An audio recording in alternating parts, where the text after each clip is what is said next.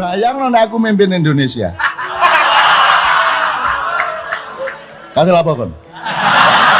Ayo, kate lapo kon? Ono daya macem-macem, gak kok terus mayungi Raja Arab.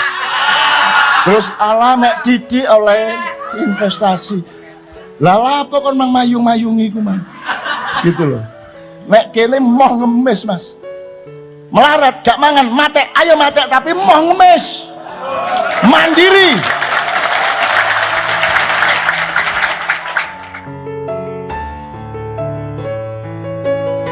Apanya yang enak jadi orang Amerika? Sistemnya, apanya? Kamu menjadi orang yang lemah di Jepang. Kenapa? Karena kamu dilindungi oleh negara. Ya tak? Polisi ini tertib, hukumnya jalan. Nah di Indonesia, kamu harus melindungi dirimu sendiri sehingga kamu sakti. Betul enggak? Dek kono polisi melindungi, dek kene ngancam hari ini. Maka tidak ada bangsa yang setangguh bangsa Indonesia. Tidak ada bangsa yang semandiri bangsa Indonesia. Bolehkan mereka menjadi diri mereka sendiri. Dan mereka ini multi talent. Mereka ini di bidang ilmu pengetahuan. Kapan ada olimpiade sains yang Indonesia tidak menang? SD, SMP, SMA selalu menang. Tapi Indonesia tidak boleh meneruskan kemenangannya sampai tingkat dewasa. Begitu kamu dewasa, kamu hebat, kamu dibunuh. Apalagi kamu orang Indonesia, apalagi Indonesia Muslim. Muslim itu tidak boleh. Muslim ibadah boleh. Tapi Muslim kaya, dielek-elek, difitnah-fitnah. Betul enggak? Muslim politik pateni. Kan begitu?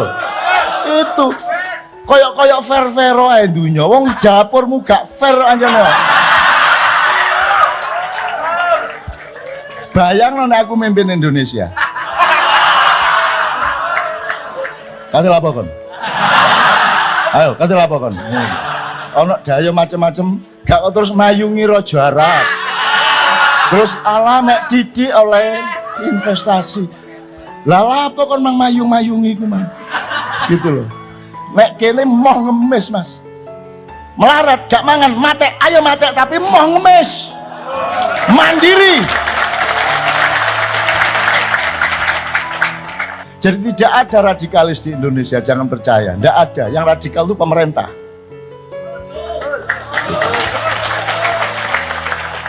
Begitu kamu bilang radikal, kamu sendiri radikal. Maka kamu merasa dia radikal, karena kamu sendiri radikal. Betul enggak? Ukurannya dirinya sendiri. Perpu itu sangat radikal. Apa output perilaku? Menyelamatkan umat manusia apa tidak? Untuk apa kamu jadi ranking 1 kerjanya menjajah kemana-mana? Dan kita ini bukan hanya tidak mau dijajah, malah memohon dijajah. Ibarat onte, Mas, monggo tah.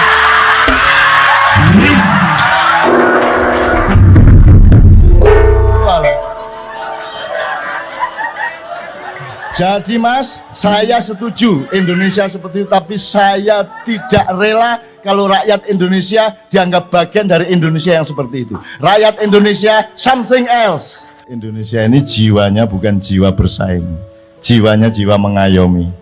Seluruh faktor-faktor dan anasir kebudayaan dan kemanusiaan di dunia ada di Indonesia dan diayomi oleh Indonesia. Sampai-sampai penjajah saja diayomi. Dan seluruh polisi-polisi kita adalah mengayomi para penjajah. Muhajirin kita kasih meikarta, kita kasih reklamasi dan seterusnya. Dan seterusnya dan seterusnya. Pernah saya sudah tanya di Ma'iyah entah berapa tahun yang lalu, subjek perubahan itu yang primer Allah apa kita, kan gitu.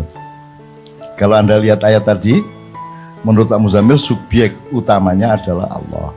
Saya ingin ini caranya daripada berdebat, kita lihat alam kauniyahnya sama koliyahnya. Jadi misalnya Pak, kalau kita tanam padi, kita cuma naruh benih set, ya. Kemudian sudah kita tinggal ngeliat-liat untuk dadak suketnya dicabuti mengunut. Tapi yang menumbuhkan dia sampai panen itu bukan kita. Oke, asumsinya Allah ndak ada, itu aja ya. Nanti dulu ya. Pokoknya Allah gak ono. Pokoknya ono awake dhewe karo sing dudu awake dhewe.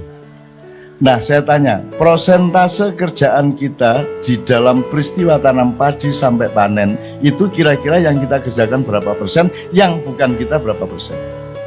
Nek ngono tok aja cukup. Kira-kira 90-10 ta 90-55 ta 1-90 ta 0,0001 99,000 sekian. Menurut sampean. Jadi padi saja sudah kita bisa lihat bahwa kita itu perannya di bawah 5%. Durung meneh ya apa banyu itu berinteraksi karo sel-sel tanaman itu sedemikian rupa dan seterusnya. Wis ngene wis, gak usah ado-ado nang sawah timbangane bledok. Wis kon ndelok awakmu dhewe. Siapa yang membuat jantungmu berdetak setiap hari? Gosek, kan asumsinya Allah ndak ada. Wis pokoknya duduk kon kan gitu kan? Bukan Anda.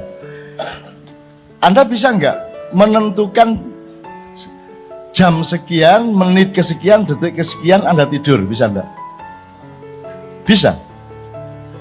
Bisa? Nggak bisa. Jadi Anda tidak pernah tahu detik ketika Anda pindah dari bangun ke tidur. Anda tidak pernah tahu. Itu gaib. Oh ngerti-ngerti turu, ngerti esuk tangi. Nah, sing nangekno ya sapa? Jadi teman-teman sekalian, di sekitar kita, di dalam diri kita, di alam semesta, fil afaqi wa fi anfusikum, sesungguhnya tinggal kita statistik. Peran kita berapa, peran yang bukan kita berapa. Nah sekarang yang bukan kita itu Allah atau bukan, di sini ada perbedaan pandangan. Ini yang pertama ya. Ya sekarang Allah itu siapa, ada apa tidak, primer apa sekunder, di sini letaknya yang diungkapkan oleh Mas Aziz tadi, Pak Aziz tadi. Seluruh dunia ini tidak bertujuan ridho Allah. Tidak ada tujuan surga sebenarnya. Tujuan mereka adalah membangun dunia, dan membangun dunia dipersempit menjadi materialisme. Semua yang disebut ranking tadi kan materialisme. Metodenya, torikotnya adalah kapitalisme. Itu pun dilebarkan menjadi kapitalisme liberal, kan gitu. Dan yang kita lakukan dan dilakukan hampir oleh semua negara di dunia adalah itu, bukan Pancasila sama sekali, ya.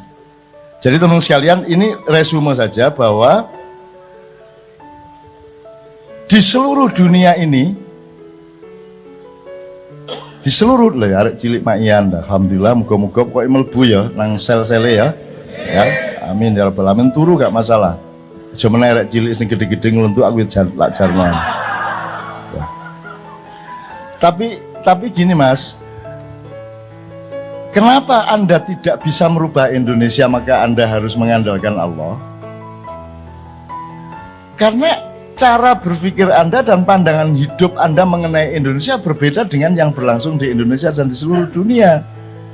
Karepe dunya ya ngene iki kaya ngene iki, karepe Indonesia saiki pemerintah ya ngene iki karepe, padahal karepmu gak ngono. Jadi seandainya mau ngomong perubahan menurut siapa, kemana, untuk apa, tujuannya bagaimana, pandangan utamanya apa. Kalau Pak Mukhtar jelas pandangannya adalah perjalanan menuju ridho Allah tadi itu teman sekalian. Terus yang ingin saya resumekan terakhir adalah, kan nggak mungkin sampai merubah Indonesia. Wong sing dikarepno perubahan itu dadi kaya Amerika, dadi kaya Jepang, dadi kaya Korea kok. Nek kene gak. Jadi kan gelut mekan, gelem gak gelem. Nek kon sing kate ngrubah Indonesia, kan harus bertengkar kita. Maka HTI langsung dirubah secara konstitusional, misalnya gitu ya idenya. Maka dia kena palu. Nah, saya bertanya sama Anda ini dititipi Indonesia, disangoni Maia, sehingga Indonesia itu kewajiban Anda, ataukah udah nih? Ya apa? Ataukah Anda itu pokoknya dikasih fadilah Maia oleh Allah, sakarmu kok kayak apa? Yang mana? Yang nomor 2. Nah, saya ingin menjelaskan kepada para tamu kita, kenapa tadi kita wiritan, kenapa saya tiap malam, besok malam kita juga sampai jam segini di Bojonegoro, ya hampir tiap malam saya ke Malang seperti ini, saya itu cuman dalam tanda petik merangsang atau memohon kepada Allah agar Allah berkenan menjadi subjek utama perubahan. Sebab kita tidak bisa jadi subjek utama perubahan, tidak bisa. Tidak ada umat Islam Pak Mukhtar di Indonesia, yang ada golongan-golongan Islam. Kita berangkat dari kata ummah saja menjadi kata umen ya, umen saja, itu kita sudah tidak memenuhi syarat. Karena ada, kalau masyarakat kan yang berserikat, musyarakah ya. Kalau umat kan, kalau bahasa saya yang sepersusuan nilai itu ummah.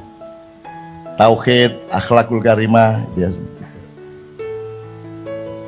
Kalau apalagi umat, masyarakat, rakyat itu juga dari Islam, royah gitu. Nah teman-teman sekalian, karena kita tidak mungkin merubah Indonesia, dan kalau Anda sekarang bergerak keluar jadi satu pasukan Ma'iyah, milisi besar seluruh Indonesia, yang satu kota kabupaten kita bisa kumpulkan 10.000, terus kita mau merubah Indonesia, Anda sudah hitung belum bahwa Anda akan bunuh-bunuhan melawan saudara Anda sendiri, sesama Islam dan sesama rakyat. Tolong Anda pelajari, itu kalau tidak salah di tes ke-8. Orang yang sedang bermusuhan sangat luar biasa dan sangat saling membenci itu tidak menyadari bahwa mereka sebenarnya sedang bermusuhan. Yang saya lihat arus bawah dari sungai, saya tidak melihat kecipak ombak di atasnya. Dan teman-teman tidak menyadari bahwa kita sedang saling membenci luar biasa di antara umat Islam, dan itu akan berbenturan luar biasa kalau kita terapkan perjuangan fisik itu. Jadi maka saya menahan diri dan menahan Anda semua untuk tidak melakukan itu. Kita cari jalan tol ke Allah Subhanahu wa taala. Karena toh yang menumbuhkan padi dan bikin panen padi adalah Allah Subhanahu wa taala. Maka saya teorinya dari Cak Fuad bahwa orang yang berkumpul seperti di Ma'iyah adalah al-mutahabbina fillah, orang-orang yang bersaudara tidak karena hubungan darah.